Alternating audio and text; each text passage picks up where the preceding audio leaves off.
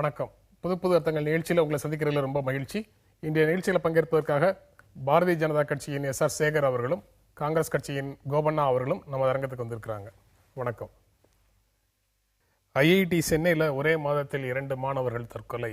இந்த 2 ஐஐடி தற்கொலைகள் அந்த கேம்பஸுக்குள்ள முன்னுரிமை கொடுக்கப்படக்கூடிய விஷயங்கள்ல என்னென்ன நடக்குது அப்படின்னு ஒரு விவாதத்தை கிளப்பி இருக்கிறதாக ஒரு தலைப்பிட்டு ஒரு செய்தி இருக்கு இன்றைய நாளிதழ் ஒன்றில்.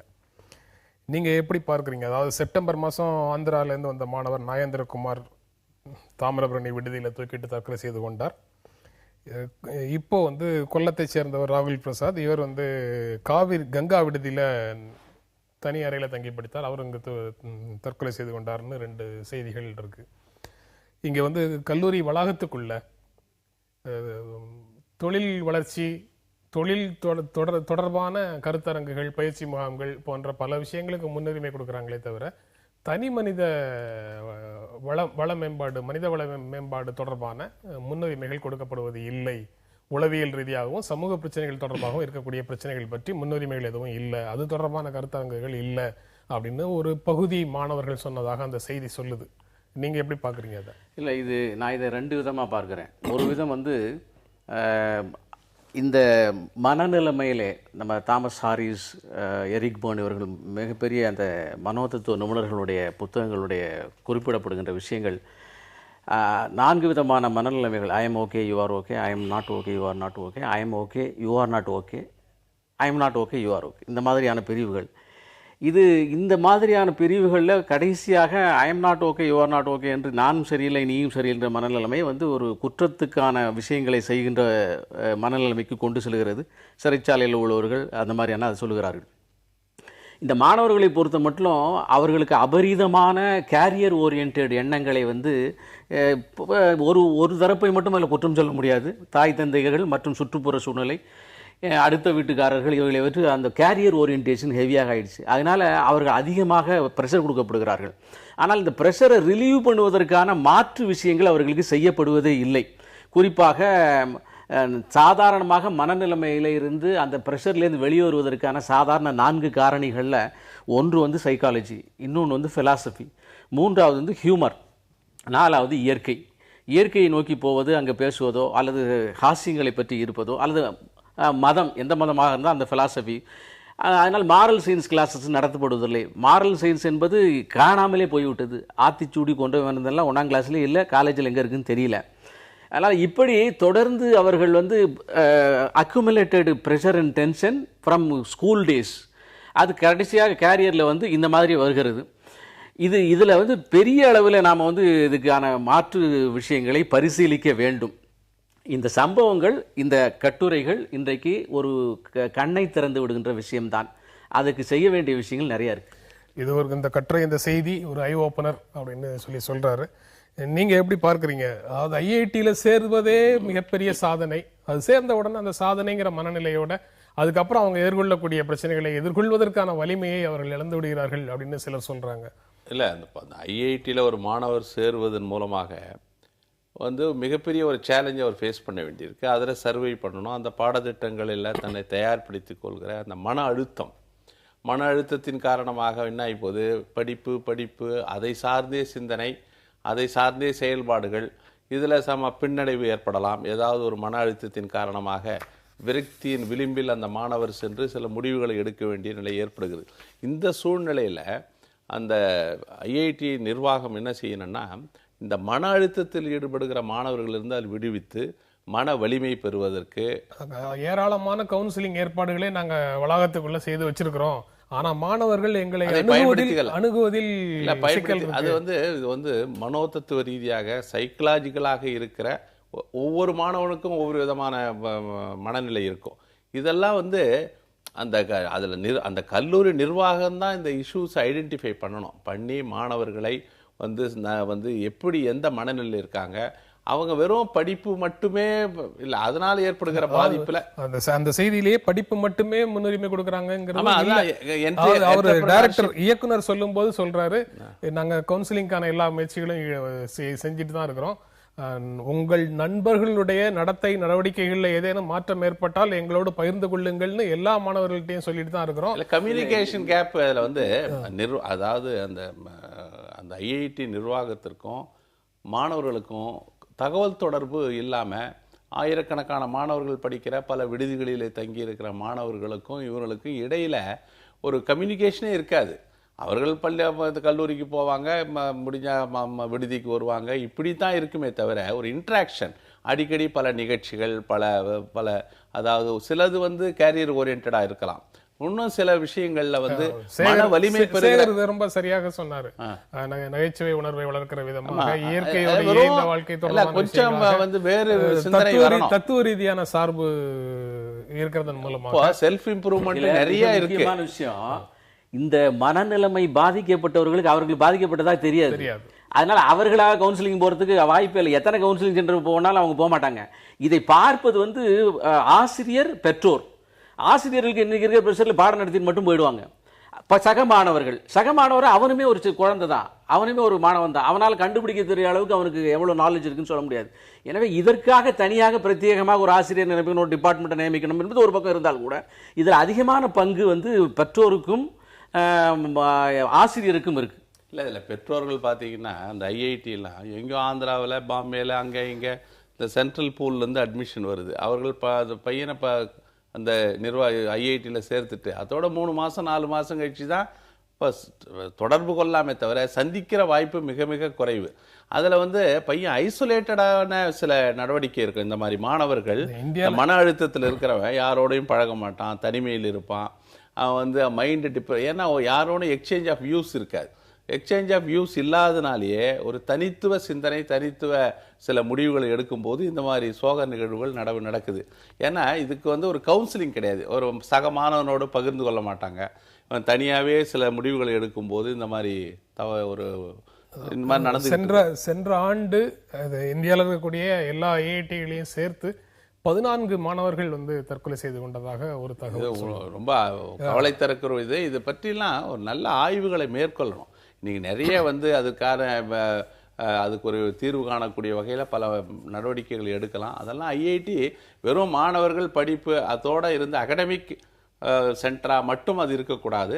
அவர்களை வந்து கவுன்சிலிங் செய்ய, அவர்களுடைய மனநிலையை வலிமைப்படுத்துகிற வளப்படுத்துகிற முயற்சியில் அவங்க ஈடுபடணும். அதற்கான லெக்சர்லாம் கொடுக்கலாம். அதுக்காக சில எக்ஸ்பர்ட்ஸ்லாம் இருக்காங்க, செய்யலாம். அதாவது இந்த மன அழுத்தம் என்பது எல்லார்ட்டையும் இருக்கு, எல்லாருக்கும் இருக்கிறது. அது வந்து பாதிப்பை ஏற்படுத்துகின்ற ஒரு எல்லையை தாண்டுகின்ற போது தான் நமக்கு வெளியே தெரிய ஆரம்பிக்குது. அதனால இதுக்கு வந்து நிரந்தரமாக, குறிப்பாக மேல் படிப்பு படிப்பவர்கள், அழுத்தம் ஜாஸ்தியாக இருக்கிற ஒரு பகுதியில் வேலை செய்பவர்கள், இந்த ஐடிடி ஃபீல்டில் கூட இருக்கிறது. இதை வந்து செய்ய வேண்டிய ஒரு கடமை அந்தந்த பகுதிக்கு இருக்கிறது. சம்பவங்கள் நடக்கின்ற போது இதை பற்றி விவாதம் எடுக்கிறது, அதற்கு பின்னாமல் இது காணாமல் போகிறது. இதுதான் இந்த ஒரு வழக்கமாக இருந்தது. அதுதான் வந்து தற்கொலை செய்து கொள்வதற்கான காரணம் இதுதான் அப்படின்னு சொல்லி இறுதியிட்டு சொல்லிவிட முடியாது. அது அவ்வளவு எளிதான விஷயம் இல்லை. மல்டிபிள் ஃபேக்டர்ஸ் காரணமாக இருக்கும் அப்படின்னு சொல்லி ஒரு பார்வை இருக்கு. அது மட்டும் இல்ல, தற்கொலைக்கான காரணம் வந்து எனக்கு மிக சாதாரணமான விஷயமே தற்கொலைக்கான காரணமா இருக்கலாம். இன்னொருத்தருக்கு மிக பிரம்மாண்டமான விஷயத்துக்கு பின்னாலேயும் அவர் சர்வைவ் ஆகலாம். அதனால் மனத்தை பற்றிய ஒரு விஷயம் என்பது முக்கியமாக பார்க்க வேண்டிய விஷயம். நீங்க வந்து அந்த மாதிரி பெரிய நிறுவனங்களுக்குள்ள வீட்டில் இருக்கக்கூடிய எல்லா சொத்துக்களையும் விற்று அங்க போய் படிக்கிறதுங்கிற ஒரு வாய்ப்பு வந்ததற்கு பிறகு அங்க மற்ற மாணவர்களுடைய படிப்பு, அவங்க எடுக்கிற மார்க்கு, அவங்களுக்கு கிடைக்கக்கூடிய பிளேஸ்மென்ட், மனப்பான்மை கூட ஒரு காரணமா இருக்கலாம். சக மாணவர்கள் பொருளாதார ரீதியாகவோ அல்லது படிப்பு கல்வி சம்பந்தப்பட்ட ஒரு தாழ்வு மனப்பான்மை வந்து இதற்கு நாம் தகுதி இல்லாதவர்களாக ஆகிவிட்டோமோ என்று ஒரு சிந்தனை வந்து அதில் மன அழுத்தம் ஏற்பட்டு ஒரு சோர்வு ஏற்பட்டு சில டிஸ்பரேட் மேன் டிமாண்ட்ஸ் ஸ்பீடி கியூர் என்று சொல்லப்படுகிற விரக்தியில் இருக்கிறவங்க வேகமான முடிவுகளை தேர்ந்தெடுக்கிற ஒரு முயற்சியில் வரும்போது இந்த மாதிரி நிகழ்வுகள் நடக்கும். சமூகத்துக்கு மேல் ஒரு அக்கறை இருக்குது. ஒரு மாதிரியான பிஹேவியரல் சேஞ்ச் இருக்கும்போது நிச்சயமாக பக்கத்து வீட்டுக்காரங்க எதிர் வீட்டுக்காரங்களை அதை பற்றி பேசலாம். அல்லது வந்து இதுக்கு ஒரு நிச்சயமாக ஒரு கவுன்சிலிங் சென்டர் இருக்கிறது என்ற ஒரு நிலைமை உருவாக்குமானால் அங்கே கூப்பிட்டு சொல்லலாம். ஏன்னா சிறுவர்கள் வேலைக்கு வைக்கப்படுவதை பார்த்து அந்த சைல்ட் லைன் நம்பர் இருக்கிறதுனால பல பேர் இப்போ சொல்லி அதில் ஒரு விடிவுகள் பிறக்க ஆரம்பித்திருக்கிறது. அதே மாதிரி இந்த விஷயத்திலையும் சமூகம் ஒரு அடுத்த கட்டத்தை நோக்கி நகரலாம்னு நினைக்கிறேன். இது மாணவர்களுடைய தற்கொலை தொடர்பான செய்தி. இன்னொரு செய்தி வந்து கல்கி தீபம் ஆசிரியரும் அவருடைய மனைவியும் தற்கொலை செய்து கொண்டார்கள். ஒரு வீடு வாங்கிய வீட்டுக்கடன் தொடர்பான மாதத்தவணையை செலுத்த முடியாதது காரணமாக இருக்கலாம் அப்படின்னு சொல்லி அந்த செய்தியை சொல்லுது. அதுவும் ரொம்ப அதிர்ச்சிகரமான, அதிர்ச்சியா இருக்கு, ரொம்ப வருத்தகரமான விஷயம். குறிப்பாக ஒரு மட்டத்தில் பத்திரிகையாளர்களுக்கு ஓரளவுக்கு பேமெண்ட் கிடைக்குது, இன்னொரு மட்டத்தில் மிக மிக குறைவாக கிடைக்குது. பத்திரிகை கண்ணதாசன் காலத்திலிருந்தே பத்திரிகை ஒரு லாபகரமான தொழிலை, பத்திரிகை ஆசிரியர், பத்திரிகையில் வேலை செய்பவர்களுக்கான சம்பளங்கள் மிக குறைவு என்பது இன்றும் தொடர்ந்து வருகிறது. எனவே இது அதிகமாக பரிசீலிக்கப்பட வேண்டிய விஷயம், மிக வருத்தகரமான விஷயம். இதில் இந்த பத்திரிகையாளர் தற்கொலை சம்பவத்தில் பார்க்கும்போது ஒரு நடுத்தர குடும்பம் ஒரு வீடு வாங்குற முயற்சியில் ஈடுபட்டு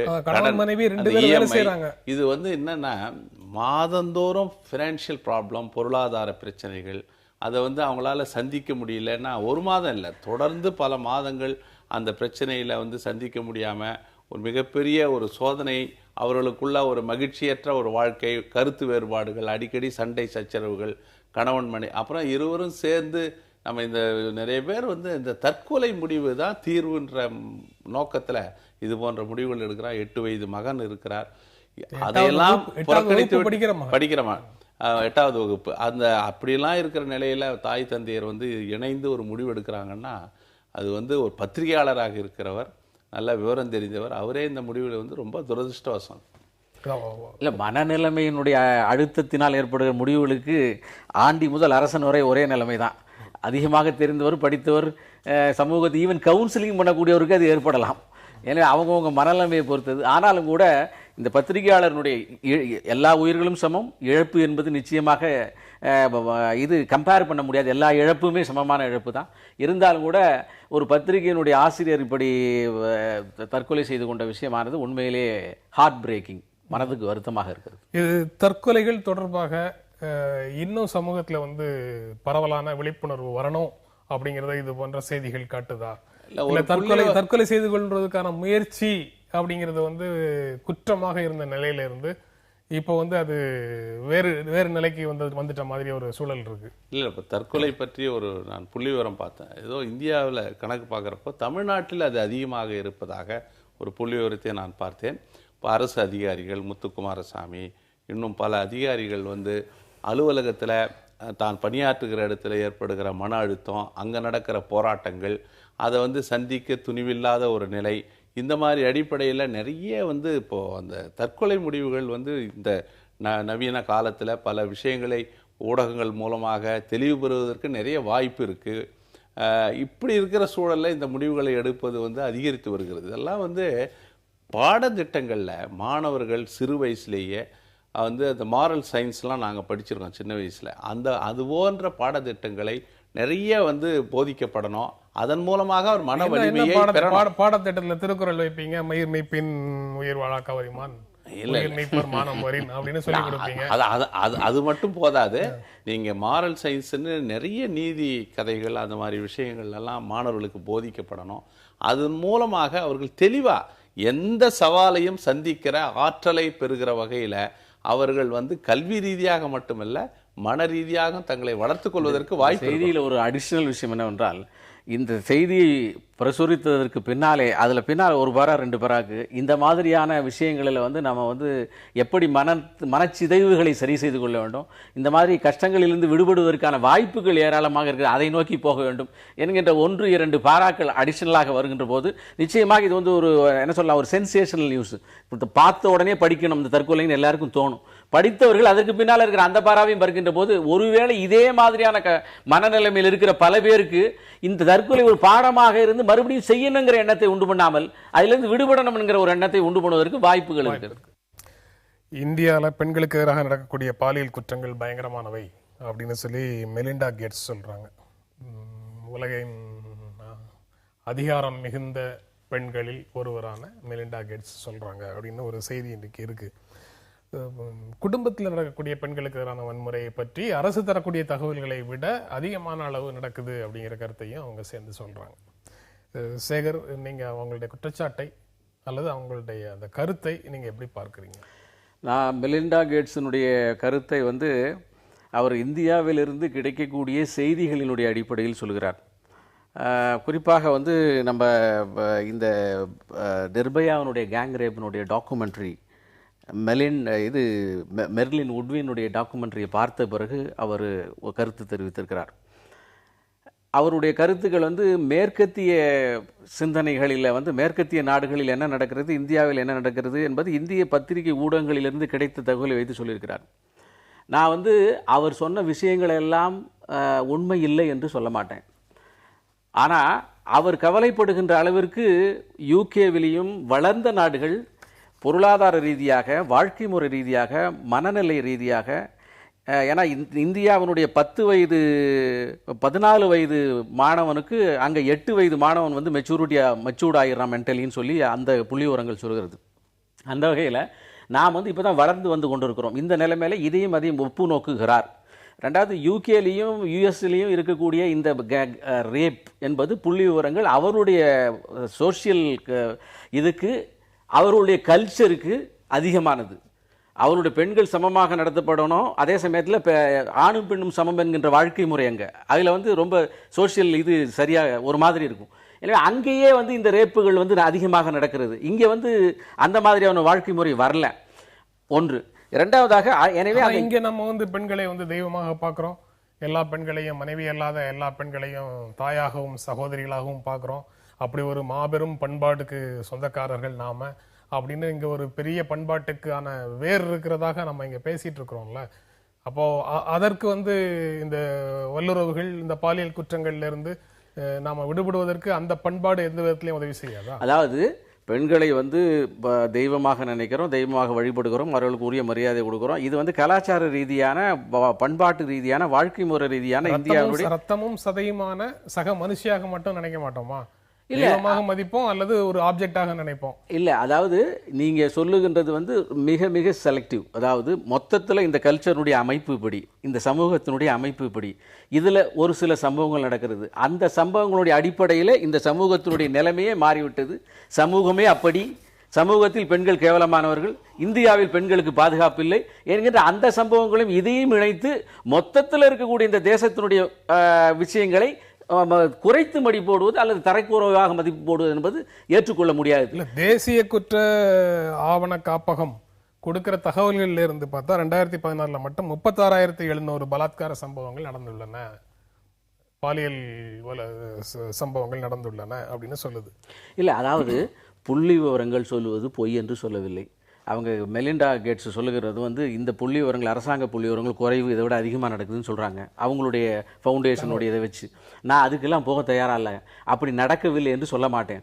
ஆனால் இங்கே இந்த நடக்கிறதை மாற்ற வேண்டும், நடப்பதற்கான காரணங்கள் என்ன, அந்த காரணங்களை ஆராய்ந்து அதை தடுக்க வேண்டும் என்பதில் இரண்டாவது கருத்து இல்லை. காரணங்கள் இருக்கிறது. இன்றைய மாறுபட்ட சூழ்நிலையில் மிகப்பெரிய வளர்ச்சி, அதன் மூலமாக சினிமாவில் வரக்கூடிய மிகப்பெரிய தாக்கம், இன்டர்நெட்டினுடைய தாக்கம், இந்த போர்னோனுடைய தாக்கம், இப்படி பல்வேறு விதமான தாக்கங்கள் அவனுடைய வாழ்க்கை முறை மாறிவிட்டது. அவனுடைய மனநிலை மேல மாற்றம் இல்லை. வளர்ச்சி, சினிமா இதெல்லாம் வர்றதுக்கு முன்னால இந்தியால வல்லுறவு சம்பவங்களே கிடையாது அப்படின்னு நீங்க சொல்றதாக எடுத்துக்கலாமா? இல்ல, அதாவது எந்த ஒரு விஷயமும் பர்ஃபெக்ஷன் கிடையாது.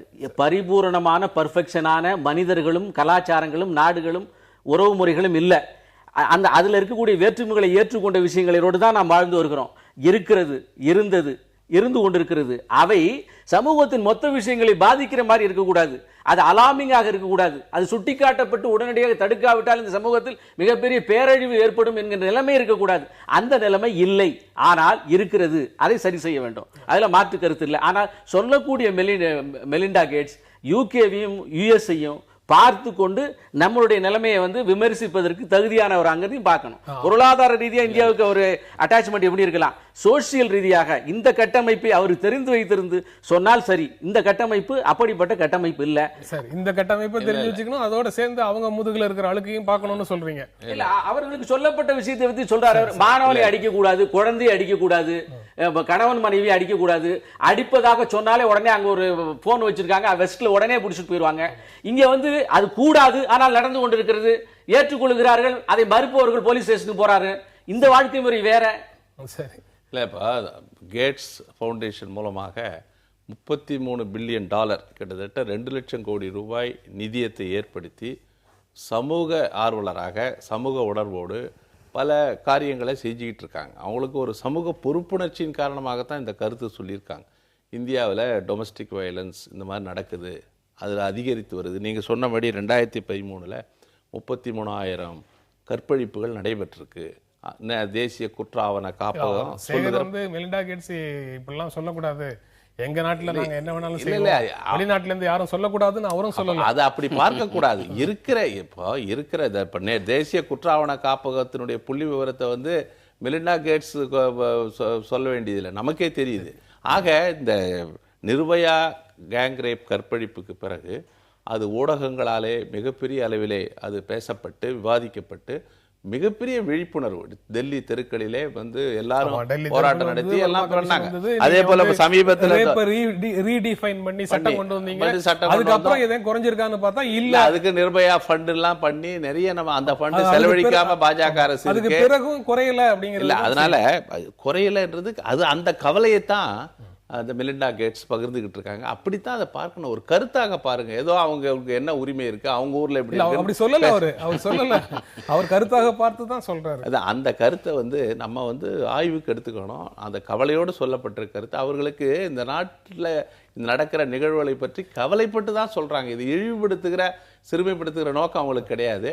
இது வந்து இதுக்கு என்ன காரணம்னா டொமஸ்டிக் வயலன்ஸ், இந்த கணவன் மனைவியை அடிப்பது, துன்புறுத்துவது, அந்த மாதிரி.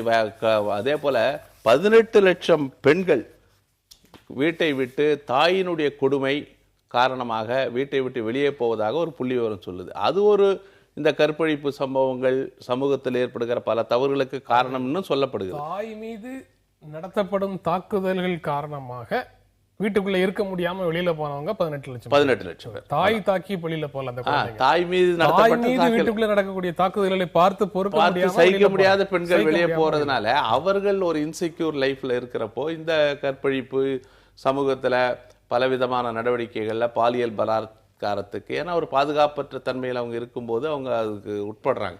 இது வந்து கவலையோடு இந்த நாட்டில் இருக்கிறத சரி செய்யணும். இதற்கு வந்து ஒரு இதற்கு என்ன காரணம் என்று ஒரு மிகப்பெரிய ஆய்வை நடத்தணும்னு அவங்க சொல்லியிருக்காங்க. அதற்கான முயற்சியில் ஈடுபட்டு இந்த பாலியல் பலாத்காரங்களை தடுப்பதற்கு ஒரு மத்திய அரசு வந்து பல நடவடிக்கைகளை எடுக்கணும். கருத்து வெளிப்பாடு அப்படிங்கிற பெயர்ல வன்முறையை கையில் எடுத்துக்கிறவங்க தங்களை சுய பரிசோதனை செய்து கொள்ள வேண்டும்.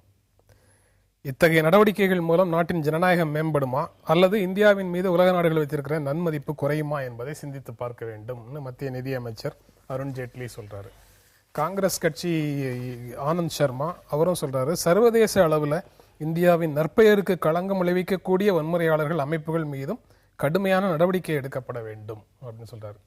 மொத்தத்துல 2 பேர் பேச்சிலையும் இங்கு நடக்கக்கூடிய சில சம்பவங்கள் சர்வதேச அளவில் இந்தியாவின் நற்பெயருக்கு களங்கம் விளைவிக்கக்கூடியவை அப்படிங்கிறத 2 கட்சிகளும் ஏற்றுக்கொண்ட மாதிரி தெரியுது அந்த செய்திகளை படிக்கும்போது. அப்படித்தானா? இல்லை, இந்தியாவுக்கு சர்வதேச அளவிலே நற்பெயருக்கு களங்கம் கற்பிக்கக்கூடிய அளவிலே இங்கே இருக்கக்கூடிய விஷயங்கள் வெளியிடப்படுகிறது தான், நடக்கல. இல்ல நடக்கிறது, ஆனா வெளியிட உதாரணம் சொல்றேன். இங்க நடக்காத விஷயங்களை ஊடகங்கள் வெளியிடுதா, இல்ல இங்க நடக்கிற விஷயங்களை ஊடகங்கள் வெளியிடு? இல்ல, நான் ஊடகங்களின் மீது நான் ஒரு 50% குற்றச்சாட்டை சொல்லுவீங்கிறதுக்கு முன்னாடியே தான் நான் கேட்கிறேன். இல்ல, நீங்க வந்து நான் இப்படிதான் முடிவு எடுப்பேன், நீங்க ஏற்கனவே முடிவு எடுத்துட்டீங்க. ஆனா இப்பதான் நான் இந்த முடிவு எடுத்திருக்கேன். சரி, மேற்கு வங்கத்துல ஒரு கன்னியாஸ்திரி மானபங்கப்படுத்தப்பட்டார். அதே மாதிரி டெல்லியில 3 இடங்களிலே சர்ச்சுகள் மீது வன்முறை நடத்தப்பட்டது, ஹரியானாவில் நடத்தப்பட்டது. இதற்கான யார் குற்றம் செய்தார் என்பது பின்னாலே சொல்லப்பட்டது. யார் குற்றம் செய்தார் என்று சம்பவம் நடந்த போது சொல்லப்பட்டது வந்து பிஜேபி சங்க பரிவார் மீது சொல்லப்பட்டது. குற்றவாளிகள் கண்டுபிடிக்கப்பட்டதற்கு பிறகு அது ஸ்டே இன்சிடென்ட் மற்றும் கிழக்கு வங்கத்திலிருந்து வந்த ஒரு சிறுபான்மையைச் சேர்ந்த ஒருவர் அதில் சம்பந்தப்பட்டார் என்று சொல்லப்பட்டது. இது மிகப்பெரிய அளவிலே வெளிப்படுத்தப்பட்ட போது உலகம் முழுவதும் இந்தியாவில் சிறுபான்மையருக்கு பாதுகாப்பு இல்லை, செய்தி போயாச்சு. ஆனா அதற்கு பின்னாலே இன்வெஸ்டிகேஷனுடைய ஃபைண்டிங்ஸ் எங்கேயுமே வெளியே சொல்லப்படவில்லை. ஆக ஒரு ஆள் மீது குற்றம் சாட்டப்பட்டு விட்டது, அவர் குற்றவாளி ஆக்கப்பட்டு விட்டார், ஆனால் அவர் குற்றவாளி அல்ல என்பதை சொல்லுவதற்கு இல்லை. அதே மாதிரியாக நடக்காத ஒரு குற்றத்துக்கு, செய்யாத ஒரு குற்றத்துக்கு பழி நம்ம மேல விழுந்துருச்சு, அதனால நாங்க இனிமே தொடர்ந்து அந்த பழியை ஏற்றுக்கொள்ளும் விதமாக உண்மையிலேயே அந்த மாதிரி செயல்களை செய்வோம் அப்படின்னு பொருளா? இல்ல, அதாவது நான் வந்து ராம் அவர்கள் மீது மிகப்பெரிய மரியாதை வைத்திருக்கிறேன். கேள்விக்காகத்தான் இதை கேட்டீர்கள் என்று நான் நினைக்கிறேன்.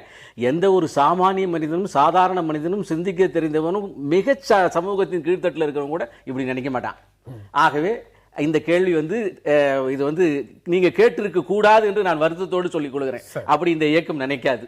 அது அப்படிப்பட்ட அது சம்பந்தமே இல்லாத ஒரு கேள்வின்னு வச்சுக்கோம். இப்ப அதே மாதிரி இப்போ ஒரு சின்ன உதாரணம் சொல்றேன். மூடுபத்திரின்னு சொல்லி கர்நாடகால ஒரு பகுதி, அந்த பகுதியில ஒரு அருண் ஜேட்லி வருத்தப்படுகின்ற சம்பவங்கள் நீங்க இப்ப நிகழ்ச்சிக்குள்ள சொல்ற சம்பவங்கள் குறித்தா? ஆமா, அதை பற்றி தான் மேற்கு வங்கத்துல வல்லுறவுக்கு உள்ளாக்கப்பட்டதும் டெல்லியில தேவாலயங்கள் தாக்கப்பட்டது குறித்த சம்பவங்கள் பற்றிய செய்தி வெளியானதும் அது தொடர்பான சம்பவங்கள் இந்தியாவுக்கு தலைகுனிவை சர்வதேச அளவுல ஏற்படுத்துதுன்னு அருண் ஜேட்லி இப்ப சொல்றாருன்னு நீங்க சொல்றீங்க.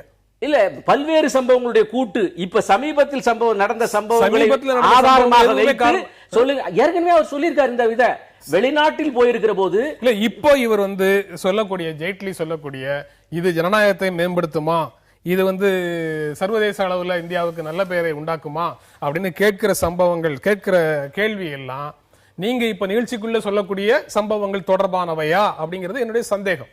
இல்ல, நான் சொல்லக்கூடிய விஷயம் ரொம்ப கிளியர். அதாவது ஒரு குற்றச்சாட்டு சுமத்துகிறீர்கள், ஒரு விஷயம் நடக்கிறது, அதற்கு ஒருத்தரை குற்றவாளி பேசுறது அருண் ஜேட்லி. இல்ல, அதனால அவருடைய சம்பவம் தான் சொல்றாரு. ரெண்டு விஷயங்களை சொல்லி இருக்கிறார். வெளிநாடு சென்றிருக்கிற போது இந்த சம்பவங்கள் நடந்தது, இதற்கான குற்றச்சாட்டுகளை சொன்னீர்கள் அல்லவா, சொன்ன பிறகு அதுல சம்பவத்திலே சம்பந்தம் இல்லாதவர்கள் என்ற விஷயத்தை மறுபடியும் சொல்லலையேன்னு சொல்றாரு. அதே மாதிரி இப்பயும் நான் கேட்கிறேன். இப்ப அவர் சொல்லியிருக்கிறது வன்முறை கூடாது, ஜனநாயகத்திலே மாற்று கருத்துக்கு இடம் இருக்க வேண்டும், அதெல்லாம் சொல்றாரு. தாத்ரி சம்பவம் நடந்தது, ஒரு மாநிலத்தினுடைய சம்பவம், ஒரு மாநிலம், அதற்கு குற்றச்சாட்டப்பட்டவர்கள் யாரு? மத்திய அரசு. இப்ப நான் கேட்கிறேன், கர்நாடகால மூடுபத்திரியில ஒரு இந்த பசுக்காக கொலை செய்யப்பட்டார் ஒருவர். கொலை செய்தவர்கள் 5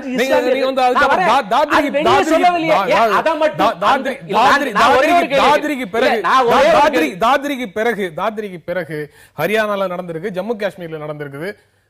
இந்த கேள்வி கேட்கிறேன்.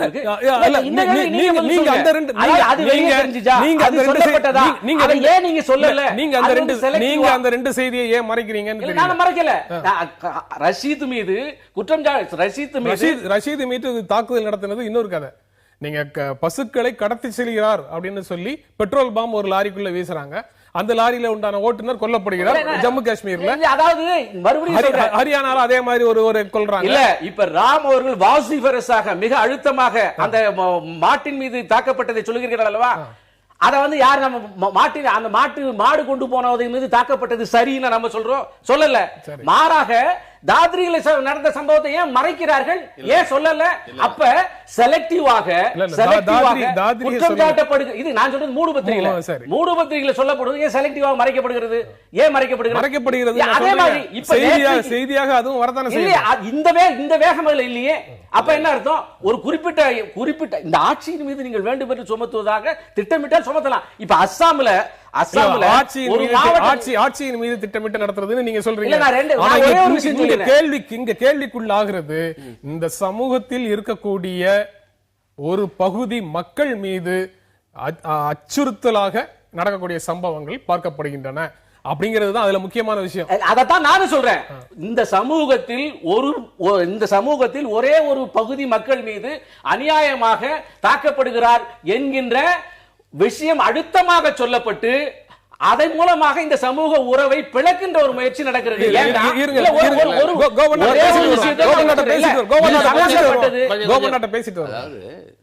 இந்த பிரச்சனை என்னன்னா அடிப்படையில பாஜக வந்து RSS சிந்தனையால வளர்க்கப்பட்ட இயக்கம். குருஜி கோல்வால்கர் தத்துவத்துல அவங்க வந்து வளர்க்கப்பட்டவங்க. அவங்க சிந்தனை என்பது இந்த சமூகத்தை பிளவுபடுத்துவதுதான். சாவர்கருக்கு ரோல் உண்டா? கிடையாது. சாவர்கருக்கும் பங்கு. சாவர்கர் வந்து பசுக்களை தொழாதீர்கள், அதனுடைய பயன்பாட்டை மட்டும் அனுபவியுங்கள், இல்ல மதியுங்கள், உங்களோட வச்சுக்குங்க, ஆனா தொழாதீர்கள் அப்படின்னு சொல்லி சாவர்கர் சொன்னதாக அவருடைய நூல்ல இருந்து நேற்று ஒரு செய்தி வந்திருக்கு. இல்ல, சாவர்கர் வந்து இந்துத்துவ கருத்துக்களை இந்த மண்ணிலே தூவி வந்து மதத்தின் அடிப்படையில் மக்களை பிளவுபடுத்துவதுதான் பாஜகவினுடைய சித்தாந்தம். அந்த சித்தாந்தத்தை என்ன செய்யறாங்க, ஆட்சியில் இருக்கும்போது வந்து அப்படி செயல்படுவதை மறுப்பாங்க. இப்போ அருண் ஜேட்லி மறுத்திருக்கிறார். ஆனா நரேந்திர மோடியும் மறுத்து பேசுவார். ஏன்னா வறுமைக்கு எதிராக நாமெல்லாம் போராடணுமே தவிர இதுக்கு கூடாதுன்னு பேசுவார். பாரதிய ஜனதா கட்சி கையில அவங்கள கூப்பிட்டு ஆயுதங்கள் எல்லாத்தையும் கொடுத்ததே நீங்க தான். இல்ல நான் சொல்றேன், ராம் ஜென்மபூமிக்கு கதவை திறந்து விட்டு இல்ல ராமர் ஜென்ம பூமி அந்த அதாவது பாபர் மசூதியை கரசேவை செய்வதாக சொல்லி 500 ஆண்டு கால மசூதியை இடித்தது பாஜக. அது வரலாற்றில் நான் சொல்றேன், கடந்த நாடாளுமன்ற தேர்தலில் என்னாச்சு, இதுவரைக்கும் அவங்களுக்கு பெரும்பான்மை கிடைக்கல.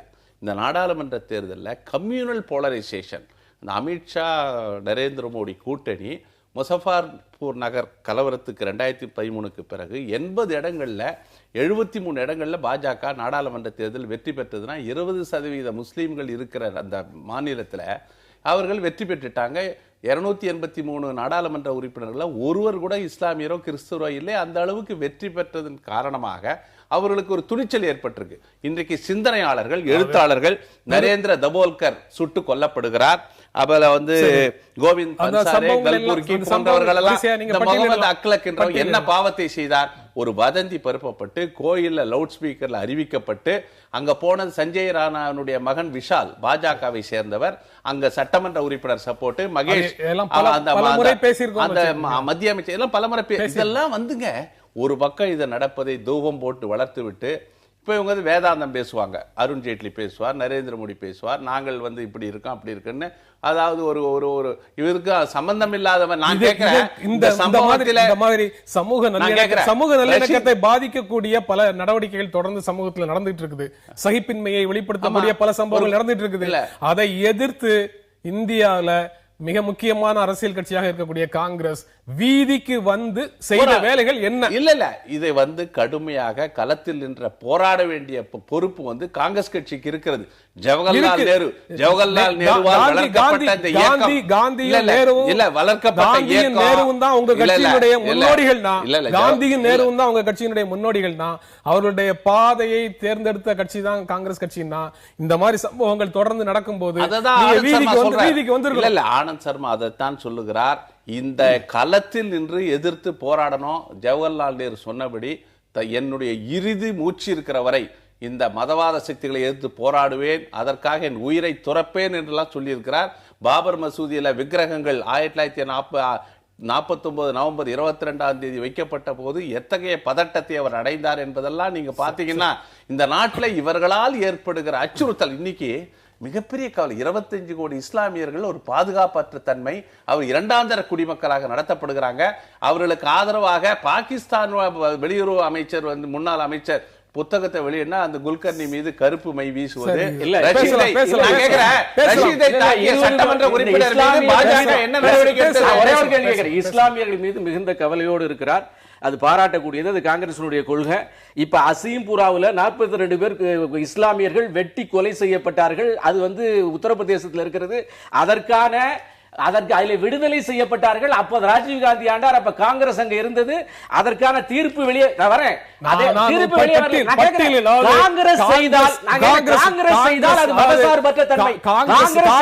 காங்கிரஸ் ஆட்சி காலத்துல என்னென்ன நடந்ததுன்னு ஒரு பட்டியலை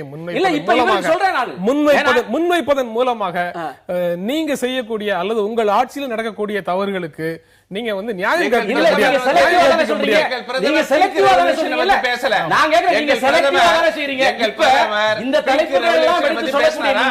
அசீம்புரா 2 மாசத்துக்கு முன்னால வந்தது, பகல்பூர் 3 மாசத்துக்கு முன்னால வந்தது. இது மிகப்பெரிய 1800 பேரை கொலை செய்தது.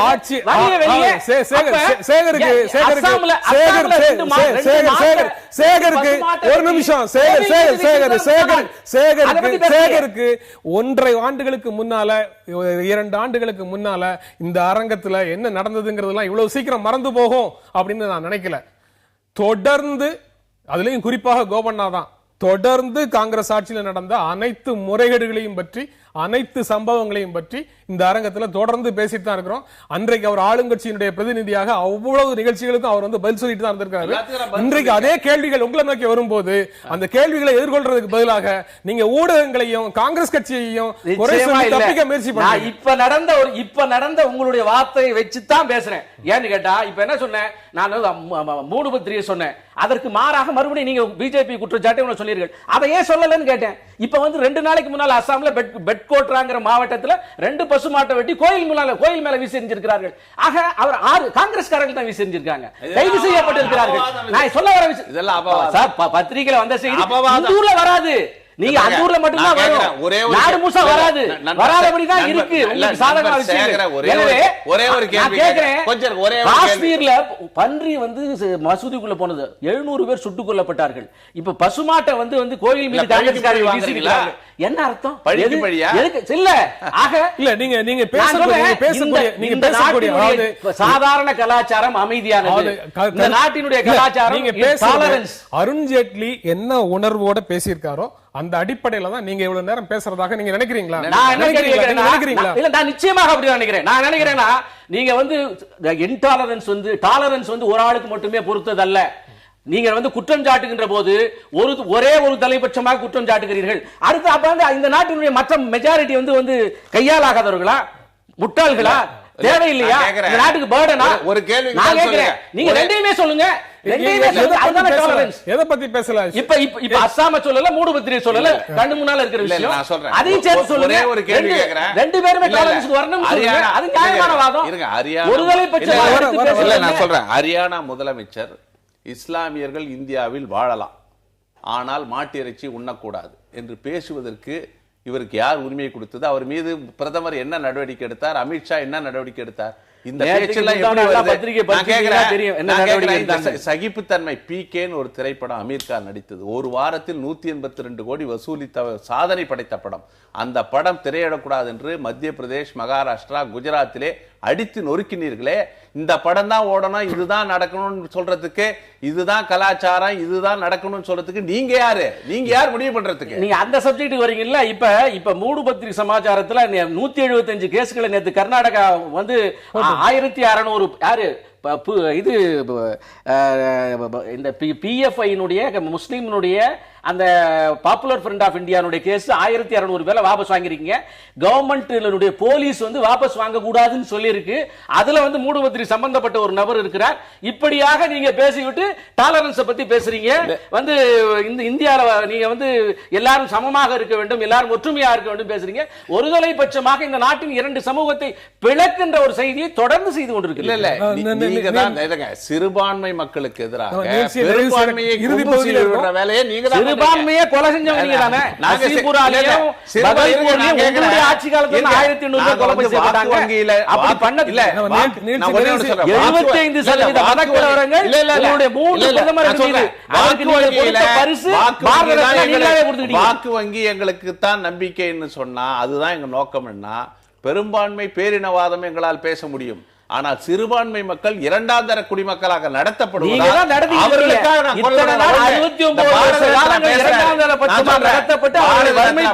ஜவஹர்லால் நேரு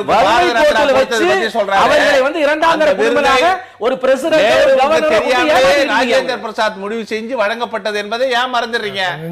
நீங்க பெரும்பான்மை தேசியவாதத்தை கையில் எடுக்க மாட்டீங்கிறதுக்கு எந்த உத்தரவாதமும் கிடையாது. 84 நீங்க எடுத்தீங்க.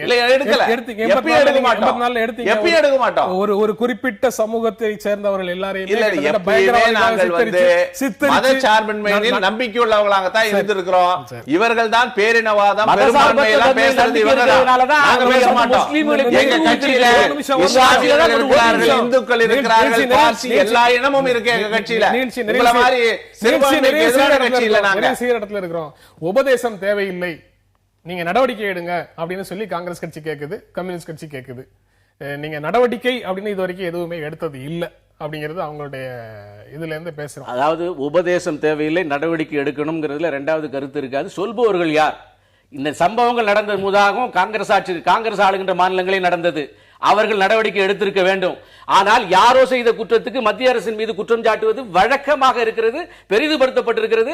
மாறாக காங்கிரஸ் ஆட்சியிலே நடந்த மற்ற விஷயங்கள், குறிப்பாக அஸ்ஸாமிலும் மூடுபத்தில் நடந்தது சுமூகமாக, சுலபமாக, சௌகரியமாக அடக்கப்பட்டிருக்கிறது. நடவடிக்கை எடுக்க வேண்டும் என்ற கருத்தில் சீதாராம் யெச்சூரி யார் அவருடைய மாவட்ட செயலாளர் அறிவாளோடு எல்லாரையும் கொலை செய்யணும்னு சொன்னவர். இடிக்கப்பட்ட போது கல்யாண் சிங் தான் பாஜக முதலமைச்சர். எல்லாம் சதி திட்டம் தீட்டி இஸ்லாமியர்களுடைய நம்பிக்கையை தகர்த்தவர்கள் நீங்கள் அவங்கள இப்படி எல்லாம் நடத்திக்கிட்டு இருந்தீங்கன்னா இந்த நாட்டில் எப்படி வளர்ச்சி ஏற்படும்? ஒரு பக்கம் மோடி முன்னேற்றத்தை பற்றி பேசுகிறார், ஒரு பக்கம் மதவாத சக்திகளை தூண்டி விடுற வேலையை செஞ்சுக்கிட்டு இருக்காரு. அதுலதான் எக்ஸ்போஸ் ஆவறீங்க நீங்க. ரொம்ப பழசு, இனிமே சொல்லாதீங்க. கண்ணு முன்னால 2 ஆதாரங்களோட 2 மாசத்துக்கு முன்னால வந்து யாரும் நம்ப மாட்டாங்க, யாருமே நம்ப மாட்டாங்க. 40 நாள்ல ஒரு நாளாக குறைவதற்கு நிகழ்ச்சி நிறைவு செய்யறோம். ஒரு தவறுக்கு இன்னொரு தவறு மாற்றாக இருக்க முடியாது, ஒன்றை ஒன்று சரி செய்து விட முடியாது அப்படிங்கறத தயவு செய்து உணர்ந்து கொள்ளுங்கள் அப்படிங்கிற கோரிக்கையோட நிகழ்ச்சி நிறைவு செய்யறோம். இந்த நிகழ்ச்சியில பங்கேற்று உங்களுடைய கருத்துக்களை பகிர்ந்து கொண்டதற்கு எங்கள் நெஞ்சார்ந்த நன்றி. மீண்டும் சந்திப்போம். நன்றி, வணக்கம்.